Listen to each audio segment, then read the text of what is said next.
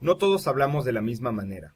Un mismo idioma conoce variaciones, que pueden ser más o menos importantes y que se relacionan con la situación comunicativa, con el nivel socioeconómico o con el origen geográfico de los hablantes. Nos centraremos aquí en este último factor, conocido como la variación regional de la lengua.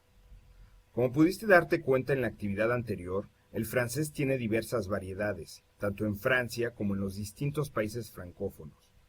Estas variaciones tienen múltiples causas, pero podemos citar dos de ellas.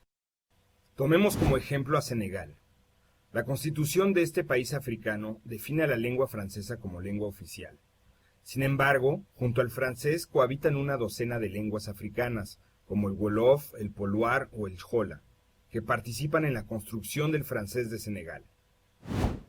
En ciertas regiones del mundo, el francés es hablado por una minoría y se encuentra en contacto con una lengua dominante. Es el caso del francés cajun, que se habla en ciertas regiones del estado de Luisiana en los Estados Unidos. Esta variante del francés tiene una fuerte influencia del inglés en aspectos de vocabulario, de pronunciación y de entonación. Todos estos cambios en la lengua se ven reflejados en la gramática, en los modismos y en el vocabulario utilizado. Sin embargo, las variaciones que podemos notar cuando comenzamos el aprendizaje de una lengua las hallamos en la pronunciación. Por ejemplo, en Francia, según la región en que nos encontremos, los hablantes pueden distinguir y producir de 3 a 6 vocales nasales diferentes. Veamos el mapa de Francia. En amarillo puedes observar las regiones en las que generalmente se distinguen únicamente 3 vocales nasales. En rojo aparecen las regiones en las que generalmente se distinguen 4 vocales nasales. Incluso existen regiones en las que los hablantes distinguen 5 y hasta 6 vocales nasales. También la pronunciación de la R conoce variaciones importantes entre las diferentes variantes del francés. Veamos cómo se pronuncia esta palabra en París y en Quebec. En París, français. En Quebec, Français. va otra vez, escucha bien. En París, français. En Quebec. Français. ¿Notas la diferencia? Como sabes, generalmente no se pronuncia la E que aparece escrita al final de las palabras. Classe, élève, Mexique. Sin embargo, los hablantes del francés en el sur de Francia tienen tendencia a pronunciar esa E muda.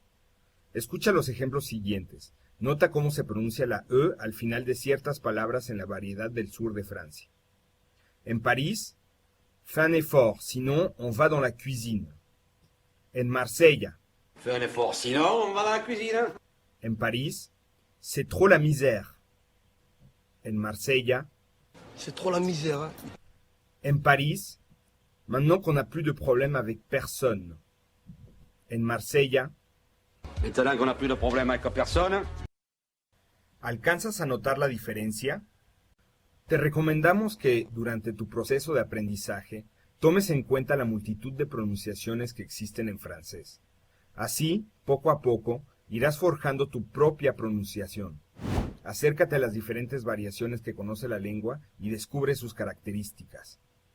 Por último, nos parece importante señalar que a pesar del prestigio del que goza el francés estándar, aquel utilizado en los medios de comunicación y en la educación en Francia, no hay un francés puro o correcto. No existe una variedad superior a las demás. Solo existen diferencias que marcan la riqueza y el dinamismo de una lengua.